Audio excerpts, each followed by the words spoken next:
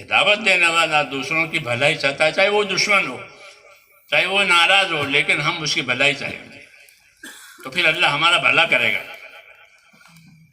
اس کو نصرت کہتے ہیں۔ کیا کہتے ہیں؟ کہ لوگوں کی بھلائی کے لیے لوگوں کے سامنے اللہ کا دین لاؤ۔ ہاں، وہ مانے نہ مانے، ایزا دے اکرام کرے، تم اپنی بات رکھو کہ ہاں، کیوں کہ تم کو اس کا پابند کیا گیا ہے کہ اپنے دین کے مددگار بنو، کہ اپنا دین دوسروں کے پاس لے جاؤ، کہ جو حالت آوے اس کو برداشت کر لو، اچھی حالت آوے تو اللہ کا شکر کرو، ناگوار حالت آوے تو صبر کرو، لیکن اس کام کو مت چھوڑو، اس کام کو مت چھوڑو۔ دشواریاں، حق بات پھیلانے میں پہلے دشواریاں آتی ہیں، بعد میں آسانیاں آتی ہیں۔ اس کی مثال علاج کی ہے۔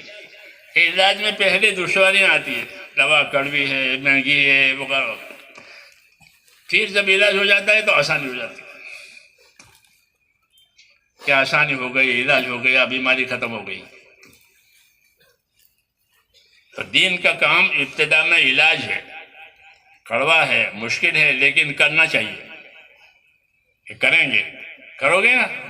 ہاں، یہ نہیں کہ میٹھا ہے تو کرو، کہ نہیں میٹھا ہو تو بھی کریں گے، کڑوا ہو تو بھی کریں گے، کڑوی دوا بھی آتی ہے، میٹھی دوا بھی آتی ہے۔ مریض اپنا فائدہ دیکھتا ہے، مریض اپنی ضرورت دیکھتا ہے، ایسے ہی ہر مسلمان اپنی ضرورت دیکھے، اپنی ذمہ داری دیکھے کہ میری کیا ذمہ داری ہے،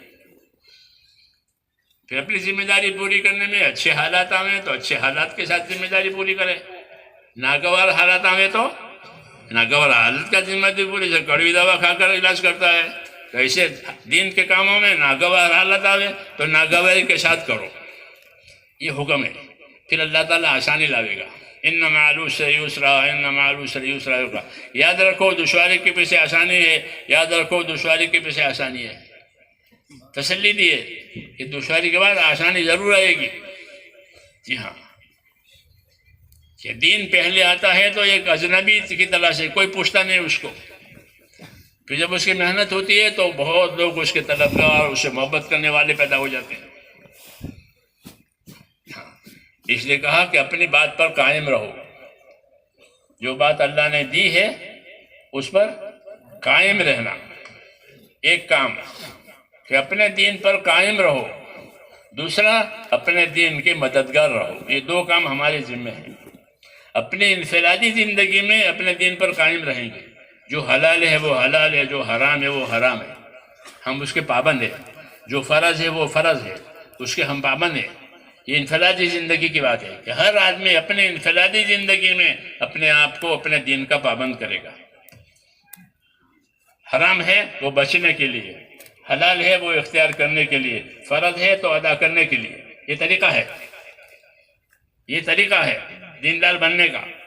تو اپنی انفرادی زندگی میں ان چیزوں کے پابند بنے کہ میں مالدار ہوں، مجھ پر زکوٰۃ فرض ہے، تو میں پوچھوں گا عالموں سے کتنے دینی ہے، کب دینی ہے، تاکہ فرض ادا ہو جاوے۔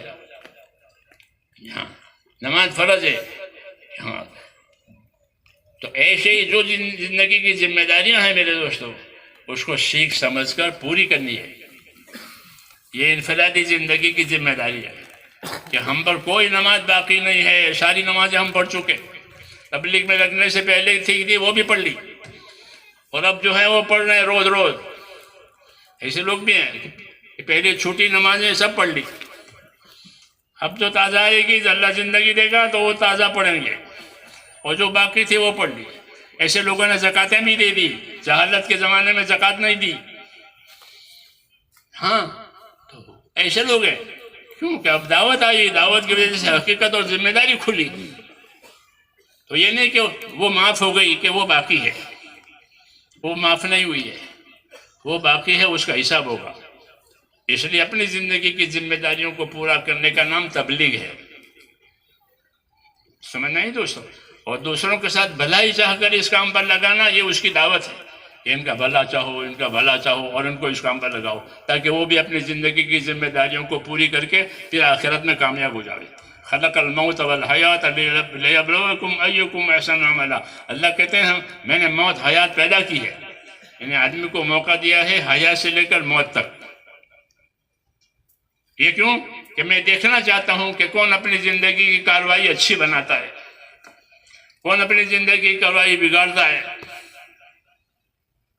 اس کو دیکھنے کے لیے حیات سے موت تک کا موقع، اجل مسمع، مدت مقررہ ہے، ہر آدمی کی مدت مقررہ ہے، اس کے پیدا ہونے سے لے کر کہاں تک؟ موت تک۔ ہر آدمی کی موت چھوٹی قیامت، ہر آدمی کی موت چھوٹی قیامت۔ من مات فقط قامت قیامت ہو، جو مرا اس کی قیامت قائم ہو گئی۔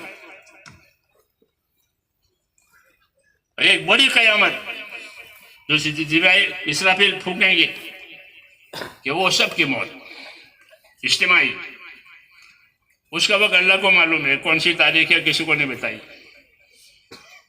سمجھے نہیں؟ تو یہ دو مدتیں ہیں، ایک آدمی کی اپنی ذاتی اور ایک آدمی کی اور ایک اجتماعی۔ اجتماعی موت قیامت، انفرادی جو ہے وہ ہماری موت، وہ بھی قیامت ہے، چھوٹی قیامت، وہ بڑی قیامت ہے۔ یہ اللہ نے نظام رکھا ہے، حیات کو بھی رکھا، موت کو بھی رکھا۔ یہ کیوں؟ تاکہ دیکھنا ہے کہ کون اپنی زندگی کی ذمہ داریوں کو اچھی طرح پوری کرتا ہے، کون اپنی زندگی کی ذمہ داریوں کو بگاڑ کے آتا ہے۔ یہ اس لیے میرے بھائیوں ہمارے سامنے آخرت ہے، کیا ہے؟ آخرت، اور ہم کو آخرت کے لیے پیدا کیا ہے اللہ نے، یہاں رہنے کے لیے نہیں پیدا کیا۔ حدیث میں ہے کہ اللہ نے تم کو آخرت کے لیے پیدا کیا ہے کہ تم میں سے ایک ایک کو آخرت میں لے جائیں گے اور پھر تمہاری زندگی کی کارروائیاں دکھائیں گے، یہ ہمیں بتایا۔ اس لیے ان چیزوں کو صحیح کرنے کے لیے اللہ نے ہم کو دین دیا۔ کیا دیا؟ کہ جب زندگیوں میں دین آئے گا تو دنیا کی سلامتی اور آخرت کی نجات دونوں ہو جائے گی۔ دنیا میں سلامتی آئے گی کیونکہ ہر ایک دوسرے کا حق سمجھے گا، حق ادا کرے گا، تو کوئی جھگڑے نہیں ہوں گے، بھائی ہو جائیں گے دین آنے سے، اور آخرت میں کامیاب ہو جائیں گے۔ اسے نبیوں کے ذریعے سے دین کی دعوت دی گئی ہے، دین کی تعلیم دی گئی ہے، اس کے عمل کی ترتیب بتائی گئی ہے کہ یہ عمل اس طرح کرو، یہ عمل اس طرح کرو، علم و ذکر۔ یہ اس کو سیکھنے سمجھنے کے لیے اللہ نے یہ عمومی کام دیا ہے، ایک عمومی کام ہے یہ کہ اس میں نکلنا ہے سیکھنے سمجھنے کے لیے، سمجھے نہیں؟ ہاں، سیکھنا، سیکھ سمجھ کر اپنی زندگی کو اس پر قائم کرنا، اس کو استقامت کہتے ہیں۔ پھر سیکھ سمجھ کر دوسروں کو متوجہ کرنا، اس کو دعوت کہتے ہیں، سمجھے نہیں؟ تو یہ دونوں کام ہر نبی کے ذمہ ہوتے ہیں کہ اپنے کام پر قائم بھی رہو، دوسروں کو دعوت بھی دو۔ اب کوئی نبی نہیں آئے گا تو یہ دونوں کام ہمارے پاس آئے کہ اپنے دین پر قائم بھی رہو سیکھ سمجھ کر، اور دوسروں کو دعوت بھی دو۔ تو اس کے لیے تیار ہو؟ آپ بتاؤ کون کون تیار ہے اس کے لیے؟